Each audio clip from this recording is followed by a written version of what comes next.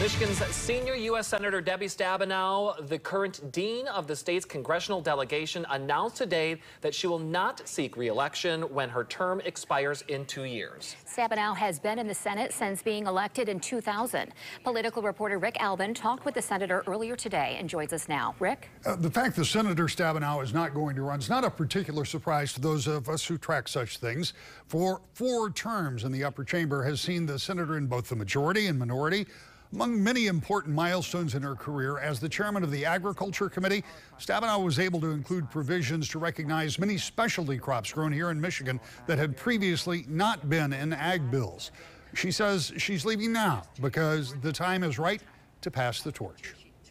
Rick, first of all, it has been the honor of my life and will continue to be for the next 2 years until the end of my term, and to serve in so many different ways in Michigan. I'm born and raised here. Michigan is in my genes, and so certainly this was a decision I had to think long and hard about. But for me, it's family considerations, a 96-year-old mom who I love dearly, who is really I want to be spending more time with rather than the rigors of a campaign. But also it's a very important time for me to pass the torch. We have wonderful leaders. We have a new generation. I came in as a new generation, first running when I was 24 years old for county commission.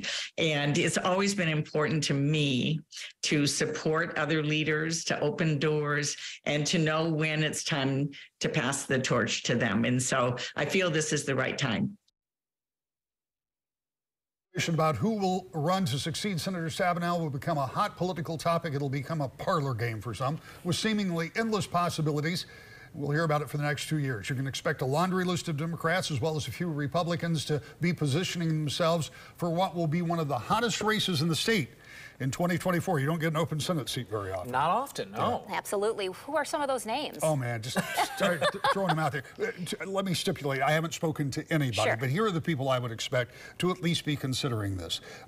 Take, for example, Jocelyn Benson, Secretary of State. She'll be in the middle of a term, so it's really a free shot. If she wants to run for Senate, even if she's not successful, she has 2 years left in her term. Maybe Secretary Buttigieg, you asked me about him. I think that's a possibility. Senator McMurrow, a state senator from the east side of the state, who's become very politically active. But look at the congressional delegation and see who there might want to position themselves to have to run every 6 instead of every 2 years. Look at all the other Democratic possibilities. On the Republican side, I haven't given that a lot of thought, but there will be challenges there too. But just keep in mind that an open Senate seat is so rare. In the time that I've been covering politics, that's a long time, there have been only 4 U.S. senators. So Spence Abraham, who was a freshman, defeated by Senator Stabenow in 2000. Carl Evans served for a very long time. When he retired, Gary Peters took over for him. So, I mean, this is a very elite group, and there'll be a lot of competition for that seat. What I'm also hearing is get ready for a lot of political commercials. Oh, boy.